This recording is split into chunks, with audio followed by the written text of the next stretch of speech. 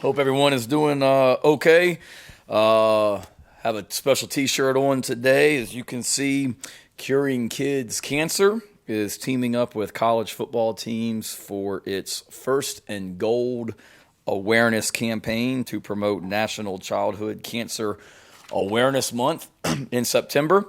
We're honored to be part of that, and teams from across the country, ourselves, will wear helmet stickers this week and wristbands, while coaches wear wristbands, gold whistles, and lanyards to represent their support for pediatric cancer awareness. So I'm sure myself, like all of you, have know someone, a loved one, or a friend that has been impacted by that, myself included, and we're honored to be part of that this weekend. Appreciate the opportunity to join forces with many other schools in doing that. I know going back to last Saturday, the exchange that Ben and I had has somewhat become nationwide. And again, like I said at the end of that press conference to Ben and all of you on the call, I wasn't trying to be short with him, so I apologize if it came across that way. I've got to certainly be better in post-game press conferences. I'd literally walked straight from talking to our team right into that room, and 30 seconds later got hit with that one as well. And like I told the team this morning, and telling you and anyone else that's listening, please don't misinterpret what I was saying as saying that we were overmatched or that we couldn't block Georgia or that they just have better players than us. That was not what I was saying. First of all, they are really, really good. No, there was nothing I said that wasn't true. They are littered with 5 stars. That may be the most impressive football team physically that I've seen in person, maybe ever. Defensively, just the size, speed, physicality. They are well coached. By no stretch of the imagination was I implying that they just got great players and they aren't well coached. Part of the reason, and what you were asking, Ben, is what makes them tough is you may get them on something, but Kirby and his staff do such a great job. Very rarely are you going to get them on the same thing twice. And they do a great job of coaching them up. Scheme-wise, they really weren't doing anything. They did bring the corner off the boundary a few times, and we got to have better answers for that when they blitz the corner off the edge into some runs where he's unblocked. We as coaches got to be better about that, about giving our guys answers for that. But like I told the team this morning, like, Georgia's got really good players. So do we. Kentucky's got really good players. So do we. It's called the SEC, and it's big boy football. And sometimes the other team is going to make some plays because they've got good players. Sometimes we're going to make plays because we have good players, and that's what I was trying to imply with that answer, that it's not always about scheme. Certainly East Carolina did some things schematically that gave us a little bit of trouble early on, Eastern Illinois, and everybody will, Georgia included. Kentucky will have a great plan. Coach Stoops is a phenomenal defensive coach and football coach in general. But sometimes it's there's not some magical scheme that Sat and Pete and Clayton come up with on Tuesday nights at 11 o'clock that allows us to just magically go play. We have great schemes that we're trying to put together, but at the end of the day, it's about the people in the field. So whether we're playing Georgia or Georgia Military or the San Francisco 49ers, we expect our guys to be able to go out and execute no matter who is on the defense. So that's what I was trying to imply the other night. It's taken off and taken on a life of its own as I saw yesterday. But that's where I was coming from on that one. Injury-wise, we're in really good shape. Luke feels great. Played. What a warrior that kid is. I know I talked about it on the teleconference and maybe in the press conference, but to come out and do what he did with very limited practice, he is a warrior. And bounced right back and was at practice Sunday night and did everything today. Zeb, expect him to be ready to go on Saturday. He didn't throw today. Still got some stitches in his finger from where he got stepped on that they'll get out here in the next day or so. And once those come out, he'll be able to throw. So fully expect him to be available. Cam practiced today, Cam Smith, and was 100%. No issues there. He's great. Sherrod Green, like I mentioned Sunday night, he had surgery on Sunday morning. Our thoughts and prayers are with him. What a great kid that was playing really, really well for us, and hate it for him. I know he's had some injuries in the past, and hate that this one crept up, but we're still optimistic that we could potentially get him back before the end of the season. But obviously he'll be out this week. Saw him in the training room yesterday morning, was in good spirits, and all the players and coaches were down, or a lot of them were down there spending time with him, trying to pick his spirits up.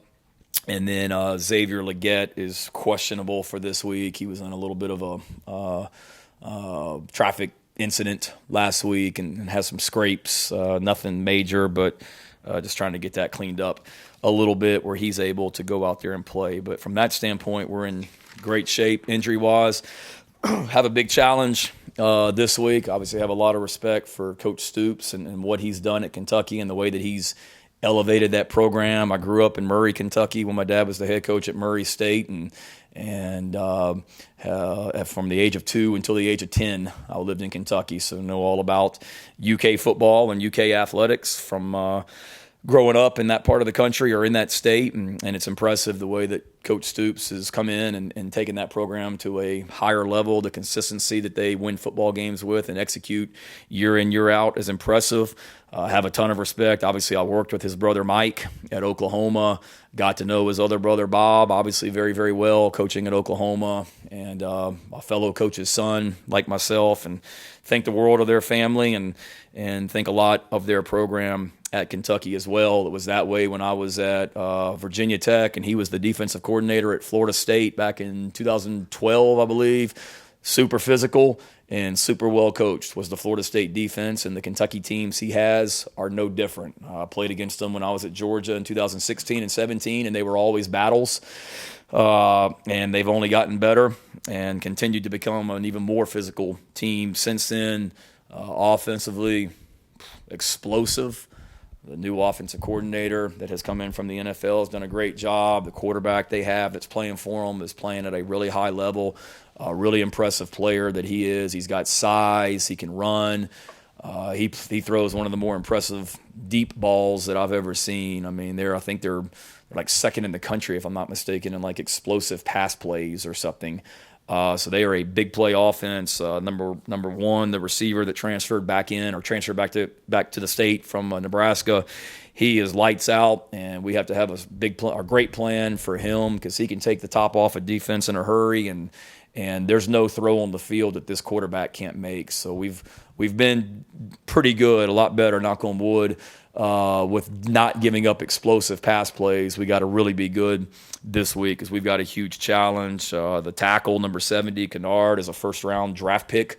A huge man, 6'5", 338 pounds, but he is light on his feet and athletic, and I don't think he's given up a pass pressure all year, so that's a big challenge for our edge guys.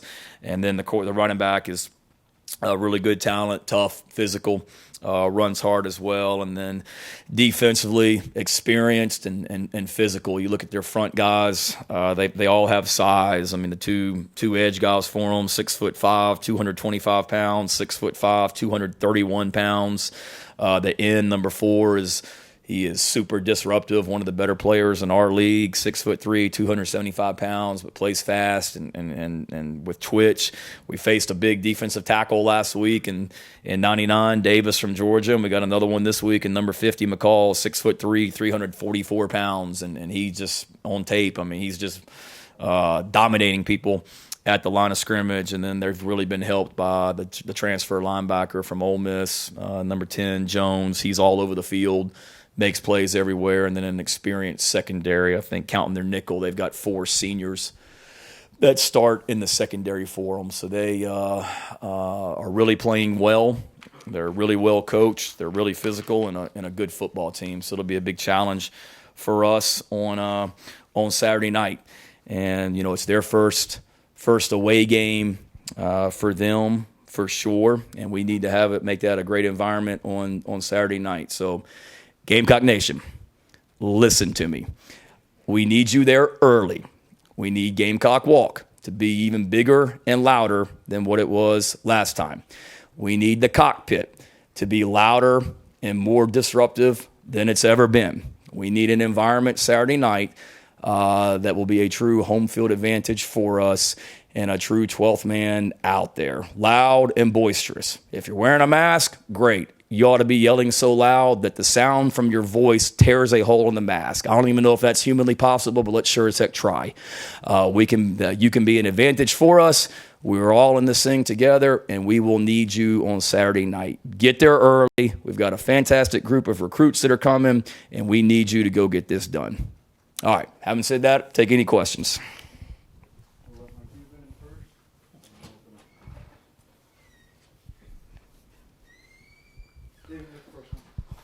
Come on, Mike. That's some extra running afterwards, man. Shayna, after 3 games, when you've looked at some of the offensive line struggles, is it a scheme complication thing? Is it calls at the line from the center to the quarterback? Just is there, a couple of problems that you guys have identified and can correct? Yeah, we got to be better. It starts with us as coaches. We got to coach better. Saturday night was not good in a lot of ways, us included as coaches. There certainly that place was rocking on Saturday night. Like, we need our place to be rocking on Saturday night. And we had certainly some miscommunication.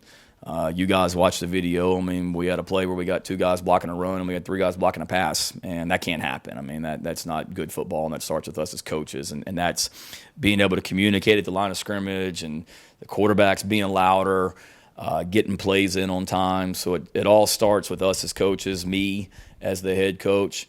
And then, frankly, I mean, there was some busts, without a doubt, particularly in pass protection, where we flat out turned some guys free that we should have been blocking, without a doubt, that cost us. They were critical plays. And then, like I said earlier, sometimes it's just going to be it's a one-on-one battle, and there's a winner and a loser, and sometimes we won and sometimes we lost. And when we lost, it's very glaring. So I think it's a combination of things, Dave, but it starts with us as coaches and making sure that we don't beat ourselves and give Georgia a lot of credit, but we certainly did not execute at a high level offensively, not just the offensive line, but offensively on Saturday night, and we got to be more efficient.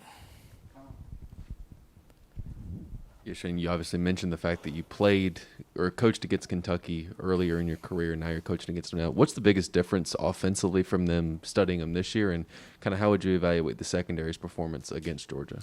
Our secondary? I think we were good, kind of like they're going to make plays and we're going to make plays. You saw some of those. I mean, Jalen Foster played lights out, and we played physical. I think it was RJ that stripped the ball out on the fumble. Jalen Foster had 2 interceptions. O'Donnell Fortune had a nice, was in one-on-one coverage out there. And so we certainly made some really good plays against Georgia's receivers and tight ends.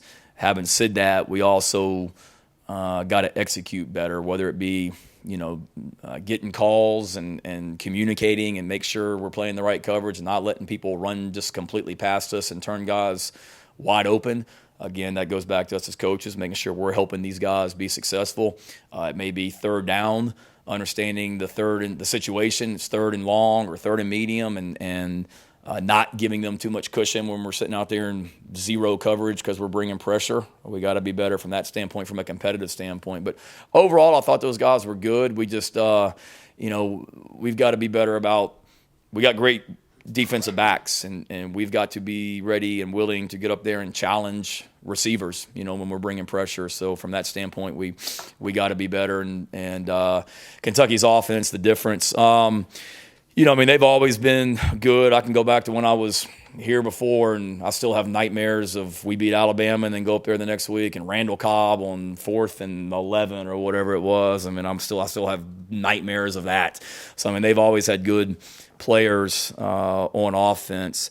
When I was at Georgia, they had I remember Kirby used to always talk about it, just their wildcat package when they put the running back at quarterback, and I think it was Benny Snell or whoever they had, if I'm remembering correctly. I wasn't coaching defense, but I remember Kirby used to talk about it and how physical they were running the football. Well, now they're still really, really physical running the football. They still do a nice job of running the ball, but now you have even more of a big play pass threat off of it. I mean, this number one, Robinson, I mean, he's a game changer with his speed, and Missouri saw it on, I think, the first play of the game, if I'm not mistaken, how electric he is. And then the quarterback, like I said, is really playing at a high level.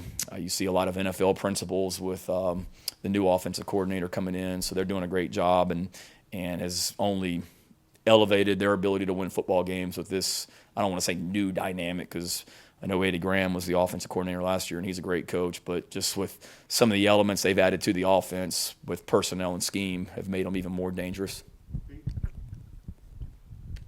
Shane, have the guys responded this week the way you wanted to see? What's the attitude been like, and how do you feel about their response?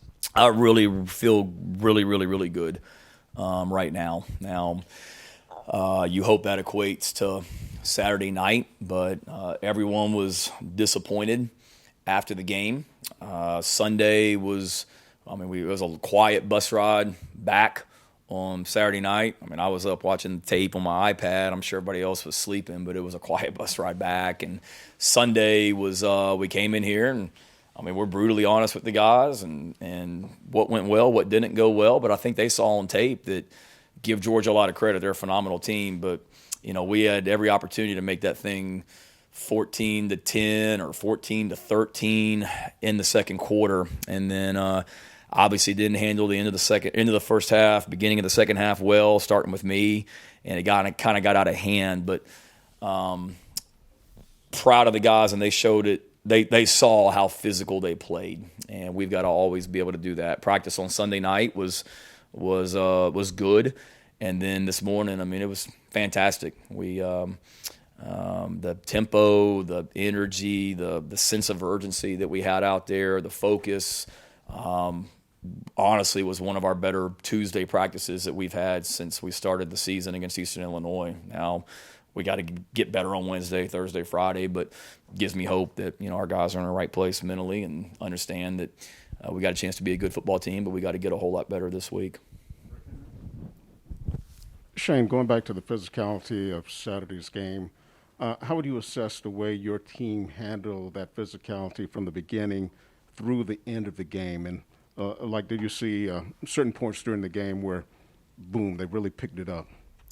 I thought, just from my own eye, when I watched it live and then watching it on my iPad after the game and then watching it again on Sunday with the staff, I thought we were physical from beginning until end. I really did. We ran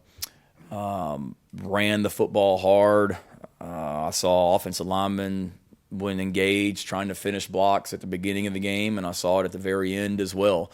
I saw 11 guys on defense trying to physically get to the ball physically and fast and doing that at the beginning. And I saw it at the very end with Damani Staley and the tackle he made over there on the sidelines. Special teams as well. Mo Cobb on one of the kickoffs at the very end was really impressive, just watching him cover a kick and go down there and make a play. So our guys played hard and played physical, and I feel like they did it from the beginning of the game until the very end, which is all I can ask for. No offense taken, so we're good.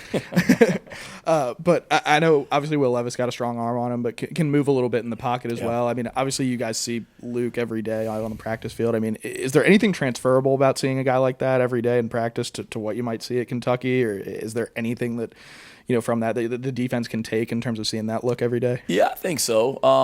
Luke, obviously, in our practices, Luke and our quarterbacks are wearing a jersey, meaning they can't get tackled like I'm sure most schools do. So Luke is fast and not running. Will is 6'3", 232 pounds is what they list him as. He's built like a H-back back there that you're trying to tackle, not to mention he's got a rocket for an arm and is really, really accurate with a quick release. So there is some similarities in two quarterbacks that can run. And that's the other thing. They're throwing, deep balls 60 yards downfield over people's heads, but then you've also got to be aware of him just keeping the ball and running it. And you got to be worried about this, offensive line that goes 327, 302, 297. The center is 6'6", which you don't see a 6'6" center off him. 301 and 338 along the offensive line. So I mean, and then good physical tight ends. So they're a physical offense that wants to run the football, but then has the ability now to throw the ball over your head. Yeah, sorry again, Coach. I know you talked about it on Sunday during the teleconference with Luke and just how he's kind of handled himself, being able to get ready for the situation when his number is called and being thrown in there early on Saturday's game. Number one, what does that say about him as a person? But number two, how can that have an impact on the rest of the guys in terms of just how he went about it and going about it the right way? Yeah, no, I mean, fantastic. Just the leadership skills that he shows. I mean, he and Zeb got a great relationship, and Zeb, the older guy, can certainly help Luke, but Luke can certainly help Zeb. And when Luke wasn't playing against Eastern Illinois and East Carolina, and then the very beginning of the Georgia game, Luke was great on the headphones, just being able to communicate and talk to Sat and talk to the other coaches and communicate with Zeb after the series. And then Zeb gets hurt, and Luke just handled it. I mean, it's fantastic. I mean, there's no flinch, no bright eyes. It's like, all right, let's go. What's next? And he's just very calm. I mean, with all heck kind of going on out there and the noise and some adversity that we were facing offense, I mean, he was calm. He'd come to the sideline. He'd immediately tell you what went wrong, what he should have done. He's really smart. He was very poised. Credit him because he did a great job, I thought, when he was out of just getting mental reps. And we talk to our players about that all the time. Like, every rep can be yours, whether you're actually in the play, taking part in it or not, and you're standing on the sideline or standing behind. And Luke did a really good job, I thought, of just, even when he wasn't out there, going through the play. Javon Gwynn did it. He had a couple practices a couple weeks ago where his foot was bothering him. He did in practice, but you can see on tape when you're watching it as coaches afterwards, he's 10 yards behind the offensive line, like walking through the play on his own every single time. And that showed on Saturday night. And then just the leadership that Luke showed, kind of rallying the troops and keeping the offense going. And I think he called the team up right there at the beginning of the fourth quarter and was talking to them. So he's a fantastic leader, a fantastic player, and he's a warrior, and glad he's on our team. Hey, Coach, I know this has been a concern for you. It seems like, sort of excessive celebrations, taunting, getting called a lot more. I know for a fact in the NFL, but it seems that way in college football now too. And I know you guys have had some issues with that over the last couple games. I'm wondering, not trying to get you in trouble here, but wondering from a broad perspective, do you think that's being over-policed in college football right now?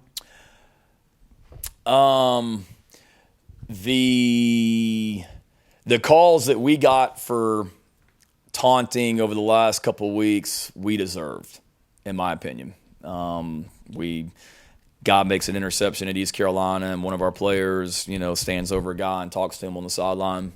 Totally, you should flag us.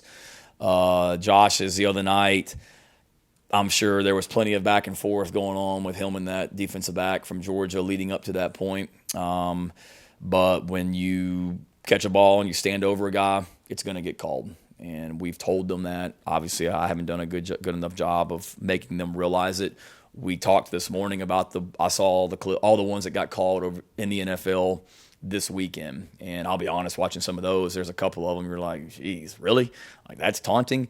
But whether I don't make the rules, the head official, the white hat, and the referee, they don't make the rules. They're being told what to enforce, and whether you like it or not, that is a point of emphasis in college football and the NFL, without a doubt. And, I'm all for celebrating, but we want to celebrate with our teammates and not make it about the individual, not make it about yourself when you make a big play. I mean, Josh made a fantastic catch and had every right to celebrate.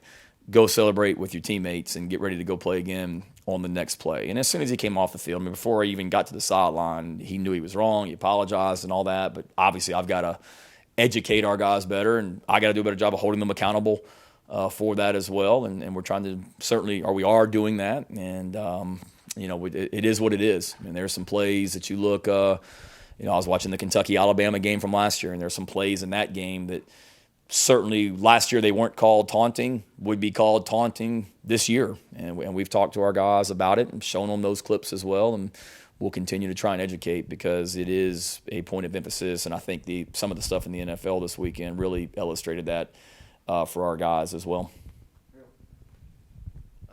Assuming everything's okay with Luke and his foot, is he the guy moving forward at quarterback? Assuming everything is good with Luke, he will be our starting quarterback on Saturday night.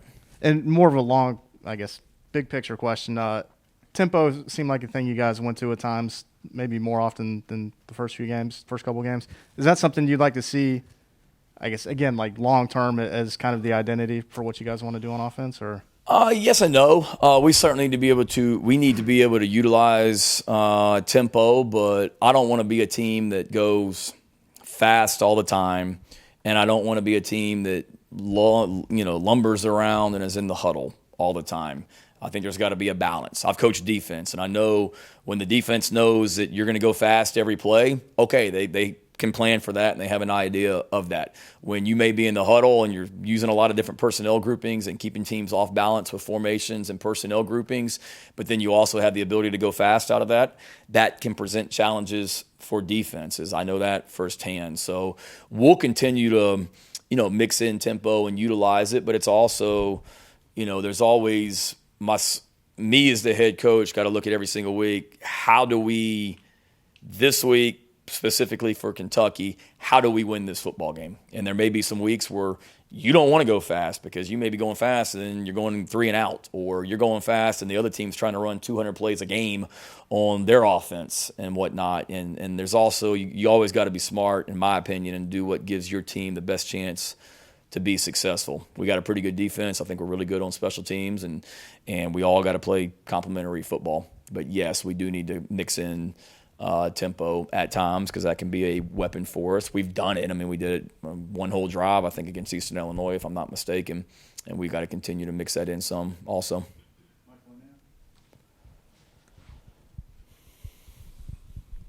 Hey, Shane, Jalen Brooks has talked with us in the past about just how difficult last year was for him mentally, just waiting to get cleared and just the journey he took to Columbia.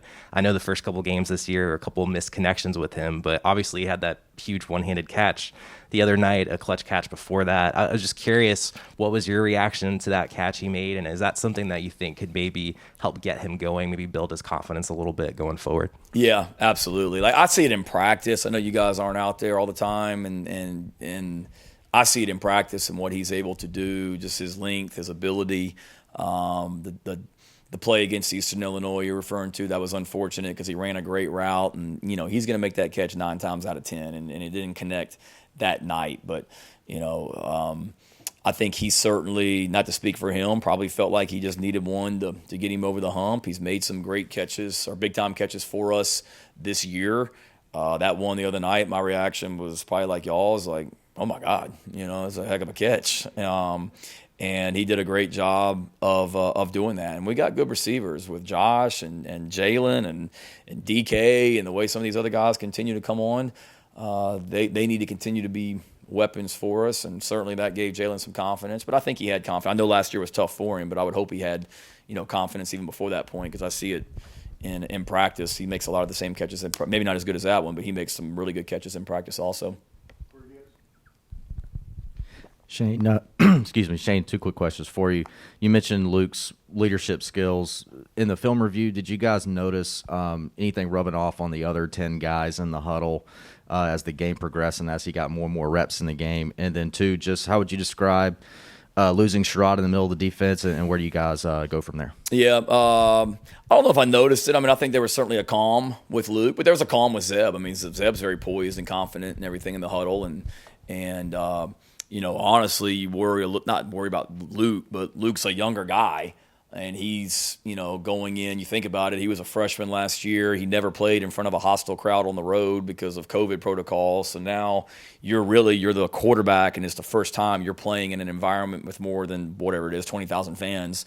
So initially I was worried because he hadn't been in that environment. I mean, I went to some of the receivers and running backs and linemen and tight ends about, hey, you guys, help Luke. Help Luke. Let's get him going. And he didn't need my help or their help. I mean, he's calm as they can be, or calm as they can be. I'm sorry.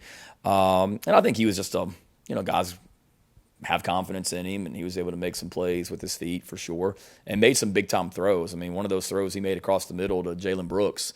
That was a big time quarterback play. Stepped up in the pocket with like elite ball security, knowing he's going to get hit. 99 comes right past him. He goes right past 99 and then drills a ball in there to JB. That was a big time play, big time quarterback play on that one. So excited for his potential going forward.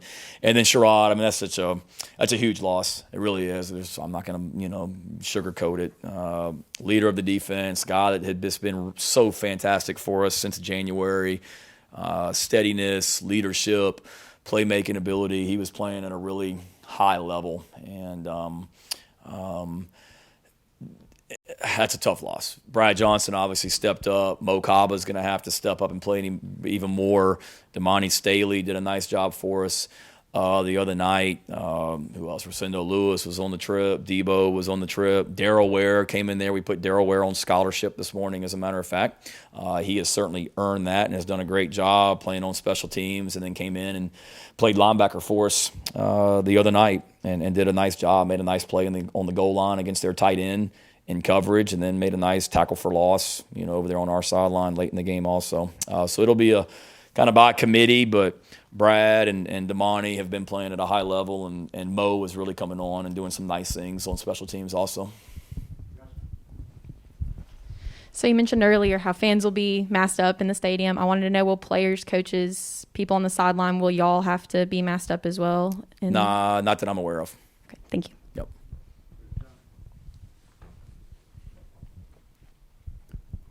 A lot of talk coming into the season. Again, I'm just trying to figure out how to get a first down right now. Nobody's told me anything else about that, so I don't know. I saw it, but like I said, if you are wearing a mask, yell so loud that you rip it in half if that's humanly possible.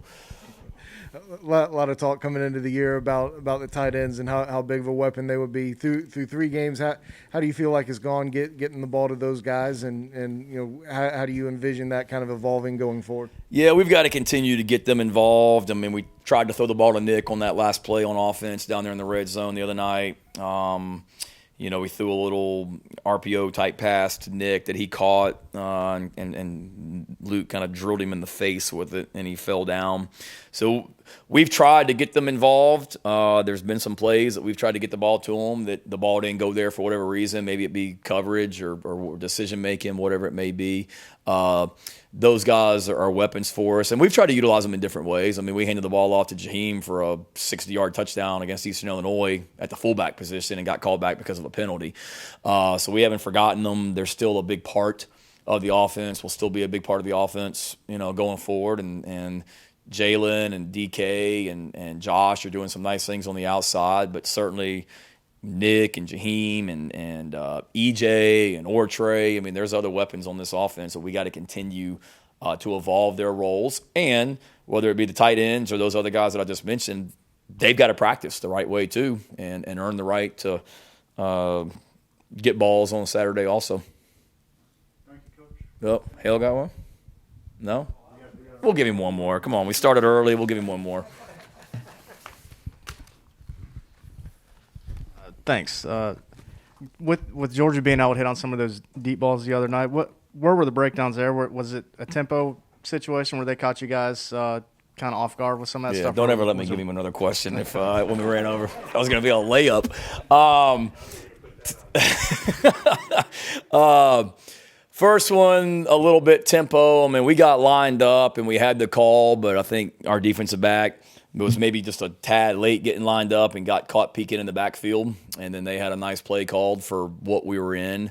The other one down there on the goal line, it wasn't an explosive pass, but it was a touchdown pass to Cook. That was just a miscommunication on a pressure. And then the other long one over there near our sideline going towards their locker room, that wasn't tempo or communication. That was just bad technique. Just got to play with better technique on that one. We were in position. Just technique wasn't exactly what we wanted from from a defensive back standpoint. But again, they've got good receivers. They're going to make plays. Our pass rush has got to continue to disrupt quarterbacks and not let them sit back there all day either, because I don't care, who you got at DB and who you're trying to cover. If the quarterback's able to sit back there and not be affected by the pass rush, they're probably going to complete most balls as well. Okay. Thank you, guys.